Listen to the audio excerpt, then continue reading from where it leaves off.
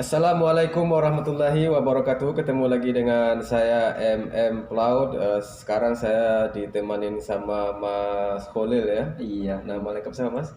nama lengkap Ahmad Khalil. Ahmad Kholil ya. Iya, Jadi saya wawancara sama Mas Kholil dan dia juga bersedia. Semoga apa yang kita perbincangkan ini nanti ada manfaatnya buat Anda atau buat rekan-rekan pelaut semua. Dan yang jelek dibuang, yang bagus diambil dan dipakai ilmunya Iya. gitu kan.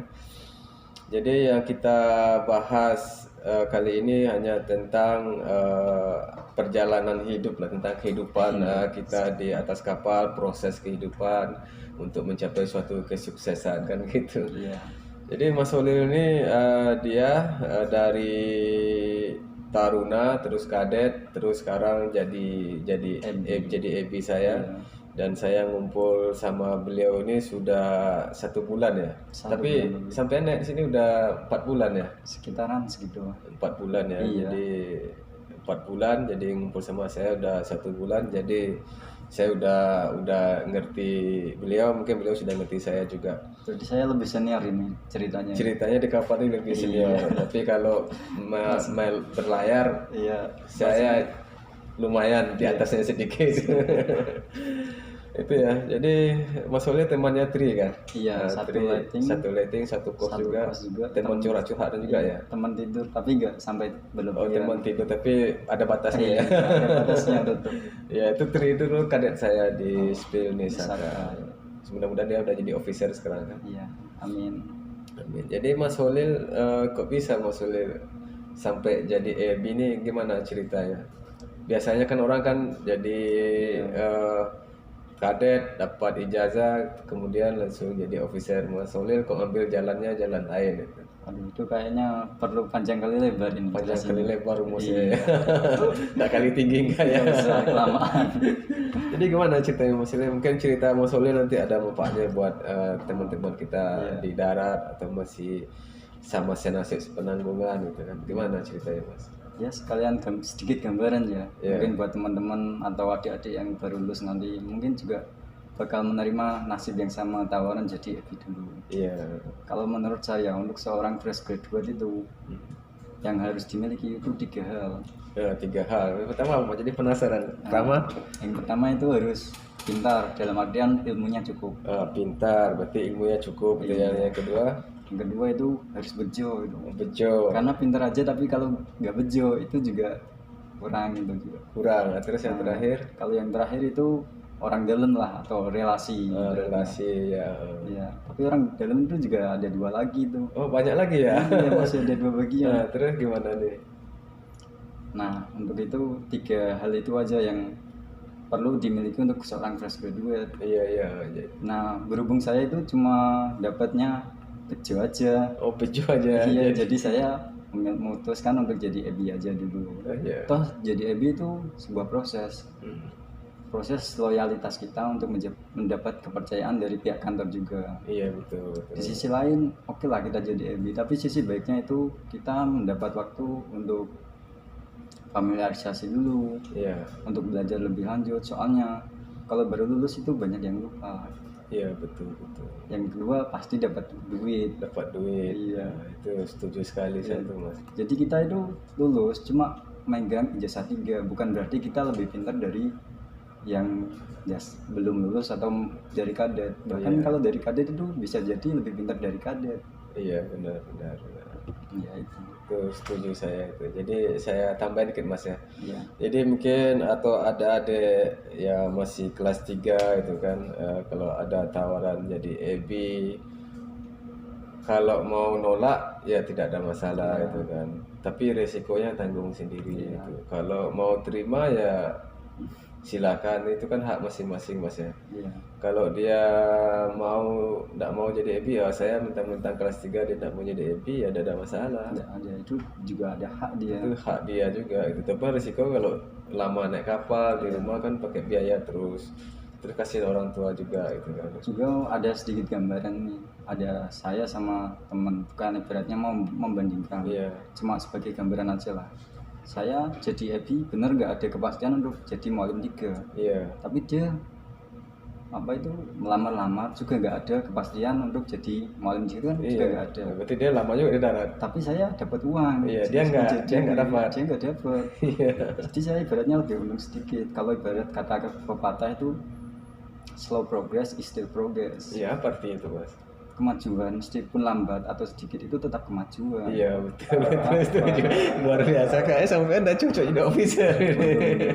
Berarti enggak bejo berarti ya. Ibaratnya kita berjalan di satu jalan, tidak ada kepastian kapan kita akan diangkat jadi perwira, Iya. kapan kita punya kesempatan itu, tapi di satu sisi lain kita dapat kesempatan untuk belajar. Iya, Pertama. benar. Yang Berarti kedua, ya, jadi MP bisa belajar ya. yang kedua juga bisa dapat duit. Iya, jadi banyak untungnya. Ya, yang ketiga juga bisa jalan-jalan juga. Bisa jalan-jalan. Yang keempatnya ada nggak?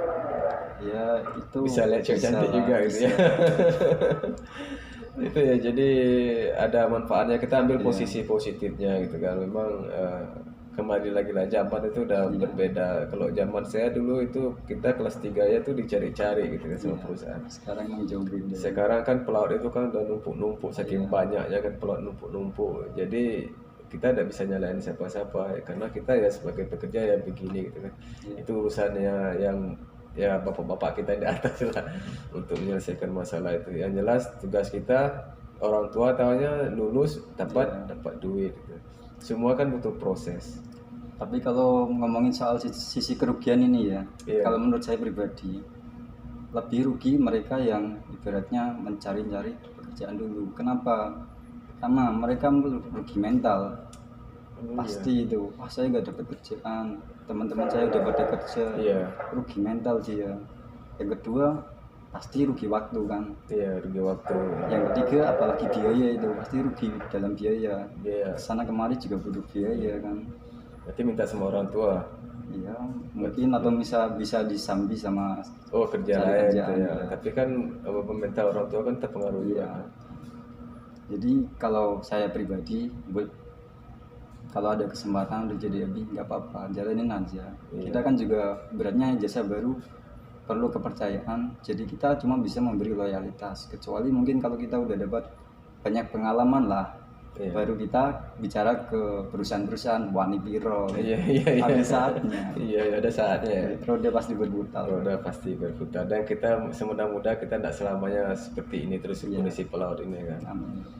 Ya saya lihat sih Mas Holil udah 1 bulan ngumpul sama saya di sini, kayaknya kerja udah bagus, kerja di lapangan udah bagus, terus ilmu juga sudah cukup lah gitu kan. Apa setiap saya bertanya sama Mas Holil, ngetes gitu, Mas Holil kan bisa jawab, berarti kan udah layak lah untuk jadi officer. Dan loyalitas juga sebagai kerja sehari itu udah luar biasa gitu kan. Terus adab, etika sama rekan-rekan kerja sama perwira juga senilai itu udah 90 lah. Oh, biar nggak ada kesalahpahaman dulu ya. Iya, kenapa? Ini nggak ada penyogokan sebenarnya. Ada ini apa murni apa yang saya lihat di lapangan. Alhamdulillah. Semoga nanti ini dipertahankan terus. Iya, nanti tenang. Kalau Sander kita beli bakso bersama. Iya, kalau bisa ini sate. Ya, siap. Itu ya, yang penting nanti kalau jadi officer pertahankan kerja rajin, terus tetap adabnya sama yang lebih tua, sama rekan-rekan juga. Sampai kan udah merasakan bagaimana jadi AP gitu kan ya. Jadi itulah untuk kita pernah jadi bawah, nanti ke atasnya kita udah tahu, pernah merasakan di bawah bagaimana, nanti di atas juga merasakan bagaimana. Kita kalau di atas kan kadang masalah psikologi kita kadang yang bermain gitu kan. Itu Mas Holil. Mas Holil dari Jawa Tengah ya? Iya, dari Kudus saya. Oh, dari Kudus. Berarti banyak juga teman-teman saya dari Kudus, Mas Banyak Holil. ya. Ya. Cuman ciri khasnya itu lemah lembut itu yang baik, santun itu ya. Dan cakep-cakep dan Cakep-cakep, putih-putih, ganteng-ganteng. Iya, percaya saya itu. Iya. Itu buktinya kan di depan saya ini kan. Udah punya pacar? Alhamdulillah belum. Belum ya? Waduh. Belum ada yang mau. Bukan belum ada yang mau, mungkin masnya belum ada niat untuk ke situ kan. Kan masih mengejar apa namanya, cita-cita mencari duit untuk kekasih yang diidam-idamkan. Aduh. Terus apa lagi masalah kita ceritanya Eh, saya nanya ini Mas Oli, penasaran itu Mas Oli, saya lihat tuh kok rapi sekali ya kalau jaga ada anjungan, Iya. terus kerja juga orangnya rapi bersih itu Iya. kenapa Mas Oli bisa begitu? Ya ibaratnya kita naik mobil aja rapi, apalagi naik kapal kan. Iya betul. Mobil aja harganya ratusan juta. Iya, kapal harga miliaran. Miliaran itu. Iya, iya, iya. Saya baru dapat ilmu dari sampean itu. Iya, benar-benar. Enggak, itu Iya. bercanda aja. Tapi benar itu Mas Oli. Ya ada benarnya juga. Iya, benar juga itu. Tapi itu saya dapat ilmunya itu dari kapten saya dulu. Waktu Gimana? kadet juga sama jenengan juga Iya, kemarin. Jadi setahu saya Anjungan itu tempat paling sakral di atas kapal, iya, tempat paling suci. Jadi kita harus menjaga lah secara baik penampilan maupun sikap, iya, mungkin dari pakaian, sepatu, Iya. juga kalau sikap sebelum masuk ketuk assalam dulu kan. iya, betul, betul. Soalnya semua pusat komando itu pusatnya di Anjungan. Iya, benar, benar. Jadi itu bagi kalian, terutama kadet-kadet, kalau naik Anjungan tuh utamakan di braso, sepatu disemir mengkilap. Iya. Soalnya itu yang terpenting. Benar tuh Mas, saya setuju. Kalau untuk kadet ya, kita bahas kadet habis-habisnya. Tapi memang kalau dari kadet, kalau dia udah rapi, insya Allah nanti jadi officer juga rapi. Kalau dia kadet urak-urakan, nanti officer mungkin lebih parah lagi karena tidak ada yang ditakutin lagi gitu. Kalau jadi kadet mungkin kita takutin officernya. Ya, tinggal nunggu hidayah aja.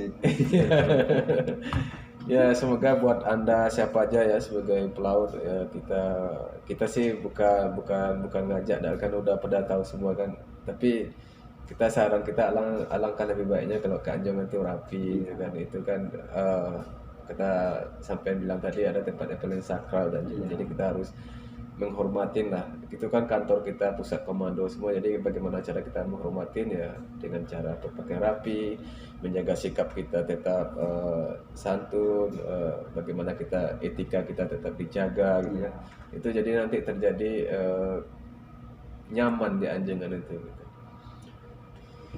Jadi itu ya buat teman-teman semua, kita lanjut lagi apa ya kita tanyakan sama Mas Solil ini, mumpung dia mau ditanya-tanya ini.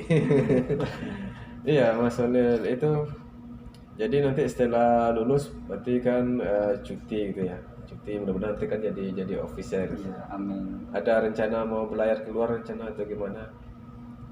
Ya, mungkin kalau ada kesempatan, insya Allah. Insya Allah ya. Soalnya saya itu ada 3 tempat yang ingin saya kunjungi, dan salah satunya itu udah tercapai di Spilniken ini. Di mana tuh? Salah satunya itu saya itu waktu pas Taruna ingin sekali yang namanya melintasi Selat Malaka, Udah Strait capai. Singapura ya. Soalnya kan kalau cuma lewat apa itu simulator itu kurang wow gitu. Kurang ya. Terus Alhamdulillah di sini sudah tercapai. terus Semoga yang kedua lagi yang tercapai. kedua kemana tuh? Nah kalau itu masih rahasia, mungkin next after lah. Oh jadi besok ya. Iya, biar Jadi penasaran. nanti ya tungguin aja video kita sama Mas Solin ya, nanti kita akan bahas lagi cerita yang lebih seru lagi lah gitu. Yang jelas saya berharap atau juga Mas Solin berharap video kita ini ada manfaatnya lah, walaupun kita obrolan santai gitu, ngelantur ngalor kidul orang bilang, yang penting ada manfaatnya buat anda yang menonton, dan juga kalau bisa termotivasi untuk lebih baik lagi gitu. Dan juga semoga nanti Mas Soleh kalau sudah jadi officer, itu pesan saya cuma itu tadi Mas, 3 itu ya. Yang pertama kita harus, kalau kita rajin tapi tidak punya ilmu kan pekerjaan itu tidak jalan juga. Kalau kita punya ilmu teman malas tidak jalan juga. Kalau usah dua-duanya, kita punya ilmu dan rajin, itu pekerjaan kita akan selesai dan akan puas orang melihatnya. Semoga itu sih kalau bisa. Yang jelas sekarang sampai udah bagus, dipertahankan, continue terus sampai jadi officer nanti. Dan saya berharap mendengar dari orang lain, oh Mahol itu baik banget, bagus banget orangnya, kerjanya bagus, semuanya lancar gitu. Ya, amin. Nah itu kan kita kan mendedikasi diri kita buat perusahaan kan, karena perusahaan telah juga membantu kita menghidupin orang-orang kita cintai di rumah, jadi kita pengabdian semaksimal mungkin dan semampu kita gitu. Biar gaji yang kita terima itu berkah juga. Kalau orang lain nilai biar terserah, yang penting kita udah kerja semaksimal mungkin, dan kita berharap apa yang kita terima itu setimpal kerja yang kita berikan supaya yang di rumah makan gaji kita juga enak dan halal dan barokah ini. Oke, terima kasih Mas Uli. Besok kita lanjut lagi cerita-cerita lainnya. Kita kalau ada waktu, yang penting kita buat video ini tidak mengganggu aktivitas kita bekerja ya. Kita hanya di sampingan. Kita jangan sampai mengganggu aktivitas kita kerja pokok kita gitu. Jadi hanya kita pastikan ini buat video ini tidak mengganggu aktivitas kita dalam bekerja. Oke, terima kasih Mas Uli telah mau wawancara dan tampil di channelnya M-Plot. Semoga doakan juga ya channel M-Plot ini bisa diterima semua kalangan. Mau saya sih begitu kan. Jangan lupa subscribe ya di bawah ya. Like juga. Ya, maunya sih gitu. Maka tapi saya tidak berani bilang Mas, karena saya tidak mau memaksa orang untuk like, tidak mau memaksa orang untuk subscribe, tidak mau untuk orang juga untuk share, komen. Karena saya pengen itu ikhlas gitu kan, dia subscribe channel saya, dia komen channel saya itu memang kesukaan dari dirinya gitu. Kalau dia tidak suka ya tidak ada masalah. Ya jelas ini kan buat dokumentasi kita kan.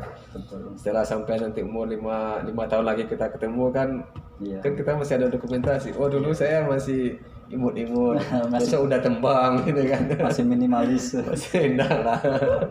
Saya sekarang rambutnya masih begini, mungkin 5 tahun lagi sudah habis. Jadi kan ada dokumentasi buat kita di hari tua lah gitu. Ya mudah-mudahan kita tidak mungkiri, kalau bisa ya dapat dolar juga kan. Iya, amin. Oke, Mas Uli, terima kasih. Sampai ketemu lagi video kita berikutnya. Saya di sini semudah-mudahan kayak kita masih bertahan, masih dipakai sama perusahaan, dan kita masih lama berkumpul. Nanti kita akan bikin video untuk selanjutnya dengan tema yang berbeda. Oke, terima kasih Mas Uli, dan terima kasih buat Anda yang menonton video saya. Assalamualaikum warahmatullahi wabarakatuh.